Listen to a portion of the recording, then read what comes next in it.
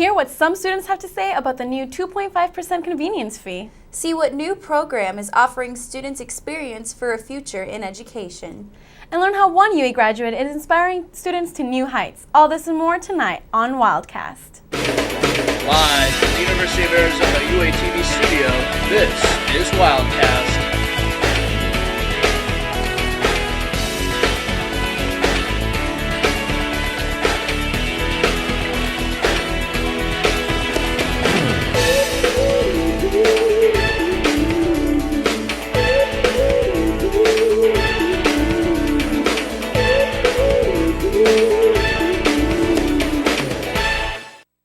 Welcome to Wildcast. I'm Czarina Nafarrate. And I'm Danielle Carpenter. Thanks for joining us tonight.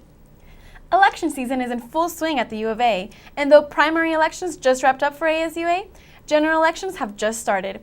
Wildcast reporter Sheridan Fiddleman has a look at some of the candidates to help you make your vote.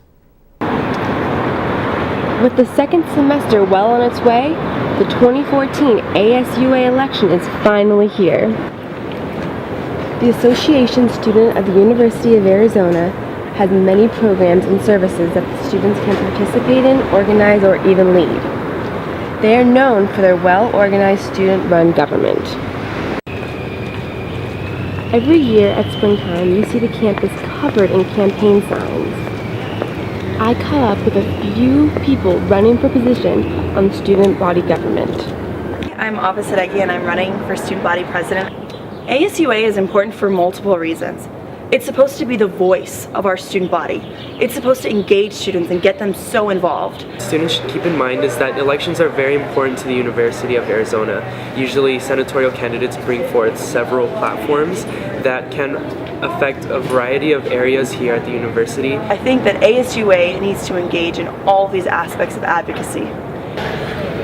The ASUA student government is made of one legislative body, the undergrad, the Senate, a student body president, and 2 vice presidents. The primary elections will be Tuesday, March 4th and Wednesday, March 5th. The general election will be Tuesday, March 11th and March 12th. You can learn about each candidate and the positions at asua.arizona.edu, and you can read all about the platforms. If you want your voice heard around this campus, vote for the person that best represents you. So that is why I am running. This is why I, Gerald Zablan, am running in the 2014 elections. Reporting from the University of Arizona for Wildcast, I'm Sheridan Fiddleman. Voting for ASU is open today and tomorrow on the ASUA webpage. In another campus election, the University of Arizona has selected a new police chief.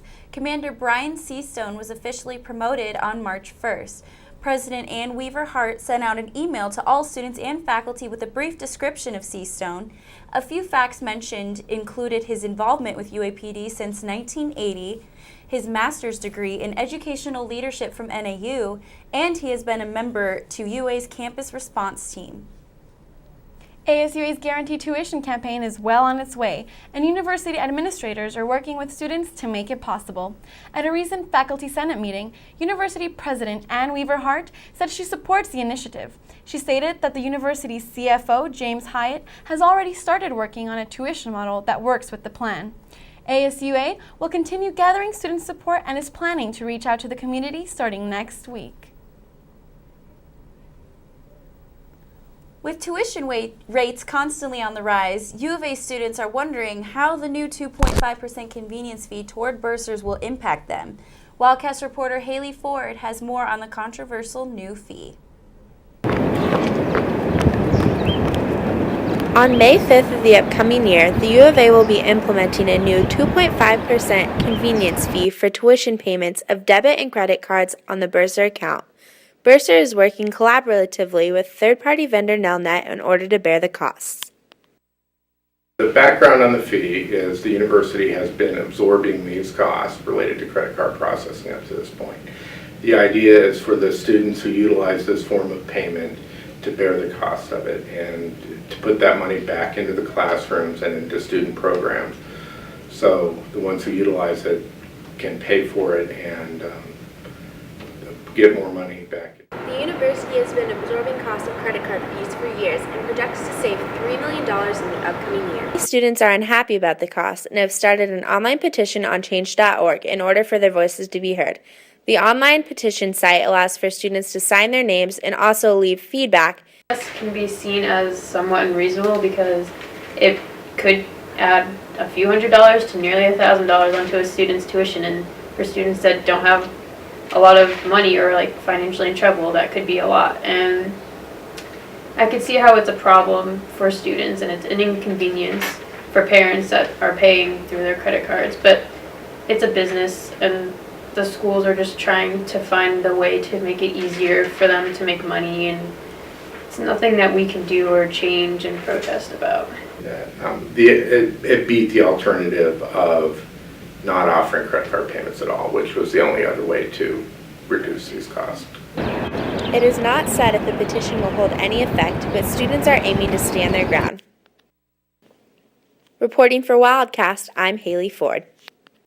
You know, we heard about this fee last week, and it seems like it's here to stay.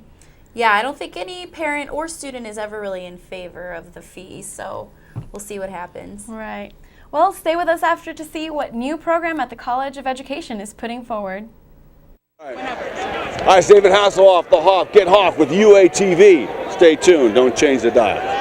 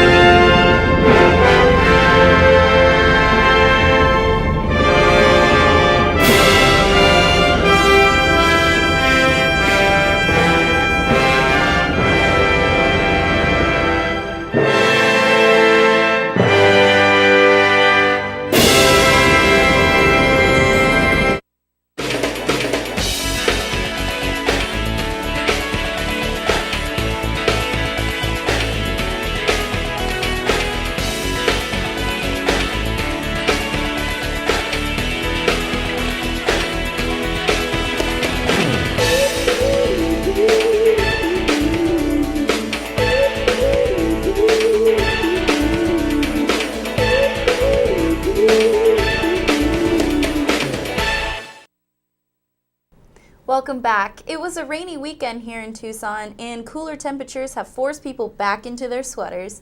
Weather reporter Shay Sorensen is here to tell us if that cold front is here to stay. Shay? Good evening, Wildcats. Tucson and the rest of the Southwest finally got a good rain this past weekend with a little over a half an inch. We are still behind in the rainfall category, but I think we take first place for beautiful weather. Today the high was 71 and the overnight low will drop down to around 40 degrees. A high-pressure system off the southern coast of California is filtering in those high clouds, but skies will be clear by the end of the week. Tomorrow the high will be 72 and the rest of the week will be in the low 70s as well. Currently, we are around the normal average high temperature for this time of year. If you are planning on taking a trip up to Phoenix this weekend, you can expect breezy conditions and possibly some blowing dust. This is all due to a cold front moving into the southwest, which could bring wind gusts up to 25 miles per hour. There's also a slight chance of showers for the New Mexico-Arizona border, but Tucson will remain dry. That is all I have for you, Wildcats, and I'll see you next time. Thank you, Shay. A UA class in the Eller College is partnering with the City of Tucson to create a marketing campaign for Sunlink. Professor Ed Ackerley's Integrated Marketing Communications class has been hearing from the community to learn how the streetcar will impact Tucson and how they can create a successful campaign. The students are responsible for coming up with marketing ideas that they will then share with the city, streetcar management, and local businesses. The marketing for the streetcar is the sole focus of this class this semester. Streetcar services are expected to start in the summer. Teach.org has come to the UA College of Education to help future teachers get the skills they need.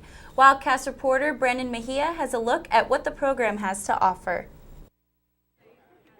Founded in 1922, the College of Education started with only 145 students. Today they hold 1,800 undergraduates and 900 student graduates.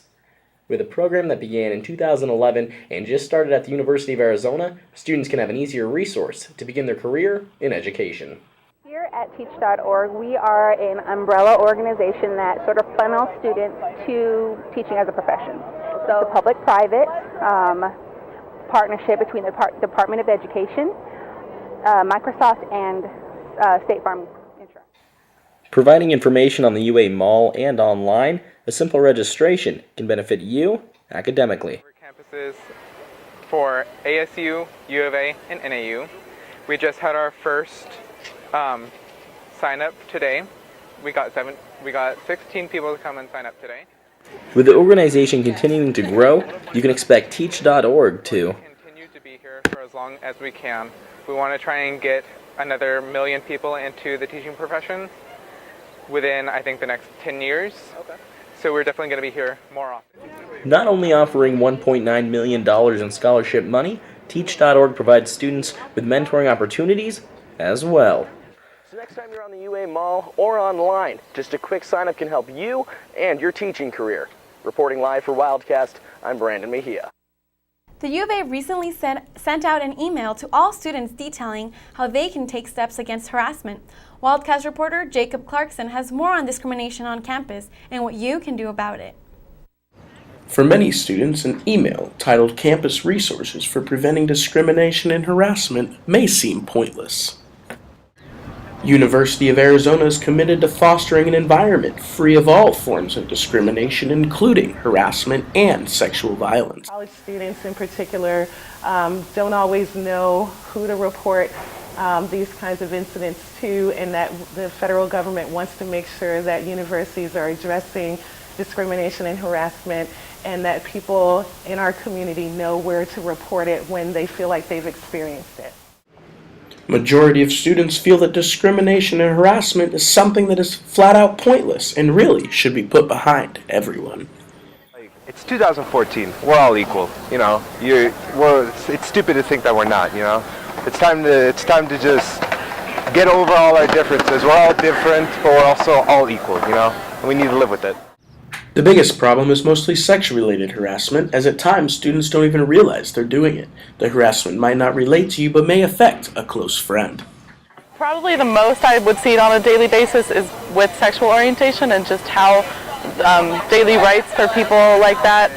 So I don't know, I mean, I have friends that are affected by it. I don't know how weighing it is on their life, but I think we always have room to grow when it comes to accepting of sexual orientation. Social media has become the biggest form of harassment and discrimination, where users can feel brave behind a keyboard or even behind their smartphone. Even a simple text message could relate to sexual harassment. Most of the time, folks don't even realize that they're doing it.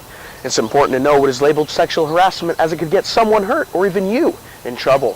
For more information regarding sexual harassment and discrimination, visit www.titleix.arizona.edu. Reporting for Wildcast, I'm Jacob Clarkson. After the break, see how one UA student went to great heights seeking adventure. I'm Derek Williams, the former U of A Wildcat. You're watching UA TV. Don't change the channel.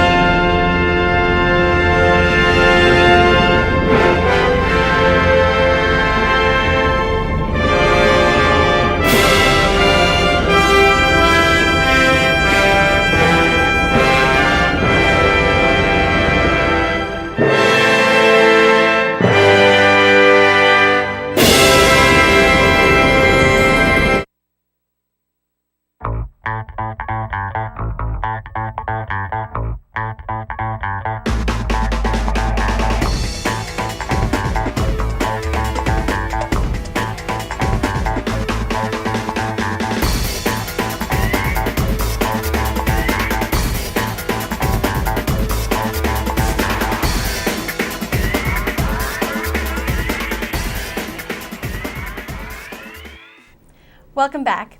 UA graduate Allison Levine has an incredible love for climbing that's led her to the highest mountains in all 7 continents. Wildcast reporter Madison Noble found out more when she spoke recently on campus.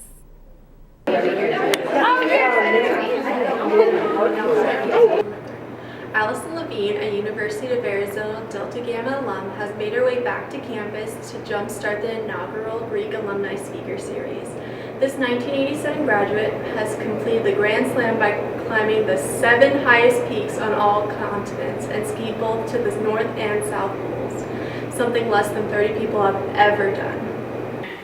Most recently, Allison has offer On the Edge, the Art of High Impact Leadership. Having spent prolonged periods of time in some of the world's most dangerous and inhospitable places, she tackles the topics of creating cohesive teams, taking responsible risks, and developing no-nonsense leaders that can succeed in times of uncertainty. In less than a month's time, Allison's book moved to the New York Times bestseller list. Allison at one time had a life-threatening heart condition and needed 3 heart surgeries to fix it. In 2002, she almost made it to the top of Mount Everest but had to turn around and go back because of bad weather conditions. A good friend of hers, Meg Burt Owen, died at age 37 because of a lung infection. This event sparked Allison to climb Mount Everest again in honor of Meg. She got to the top in 2010 and completed the Grand Slam, later saying it was really just no big deal. It was an amazing presentation that Allison Levine just gave, and obviously we're just so excited to have her as an alum to our chapter. She's a huge inspiration, and I think that any of us would just dream to accomplish something like she's doing. Allison's story has touched and inspired many around the world. She has been featured in the New York Times, the Oprah magazine, and many other media outlets. She is one of just many Wildcats that have achieved monumental success. Signing off for Wildcast, I'm Madison Noble. Spring football practice has begun, and players are starting to showcase their stuff. Coach Rich Rod told the Daily Wildcat that there are currently 7 quarterbacks on the roster in hopes of taking the place of B.J. Denker, who is graduating this year. Sophomore Connor Brewer transferred from the University of Texas, which due to NCAA rules forced him to redshirt last season, but allowed him the opportunity to analyze Arizona's offense. Brewer's Texas teammate Caleb Jones followed him along to Arizona, and the Texas duo is expected to do big things for the UA football team this coming season. The Wildcats have had an exciting week in sports, especially women's softball. Sports reporter Chelsee Moe caught up with the team and found out what the expectations they have this season. Chelsea? Hello, Wildcats. The girls really have had a great start. Here's what the team had to say. UA women's softball started off the season unranked. Now they are ranked number 10. Honestly, I think we as a team just really took that to heart from the beginning on, and we just wanted to be the underdogs. We don't care what people think about us. We're just sticking together as a core and just going to stick to that. Arizona's pitching staff allowed just 8 runs in the first 14 games, and the Wildcats' start on the season is their best since 2010. With a 13-1 start on the season, this year's softball team is arguably one of the best. With such talent on the team, Coach Mike Candrea says that his team doesn't just want to win, they expect to win. You know, we expect to win every time we walk on the field, so it doesn't matter whether it's the Wildcat Invitational, the Hillenbrand Invitational, or just a doubleheader or a single game. You know, our goal is to prepare ourselves to come out and play the very best softball that we can all the time. This weekend, the Cats competed in the Wildcat Invitational. The Cats have swept this tournament 4 years in a row. I always kind of look at every weekend as a test for us. And you either pass the test or you don't. And if you don't, you have to go back to work and get prepared for the next one because it's a long season. The Cats play again this weekend and hope to put some more W's on the board. I'm Chelsee Moe, reporting for Wildcast. In other sport news, Arizona Swimming and Diving's Margot Geer is the Scholar Athlete of the Year for the Pac-12. In softball, Kelly Fox had a blistering start on the 2014 season by hitting 2 homers on the week. This gave her 9 homers on the season. Arizona's pitching staff has allowed just 12 runs this season in 19 games. Arizona softball takes on Ball State this week before taking off for the Judy Garman Classic March 7th through the 9th. In baseball, the Seton Hall Pirates secured a pair of Sunday victories and swept the 3-game series. This week, UA takes on Long Beach State. They are Pac-12 champions. That's right, our UA basketball team beat Stanford on Sunday night 79-66, clinching the Pac-12 regular season title. Arizona will play Oregon on March 5th in Game 30 at 9 p.m.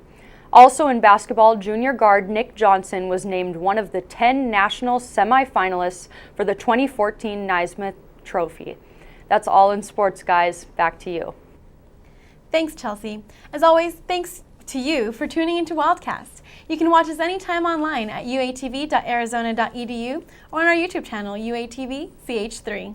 We'll see you next week for another edition of Wildcast.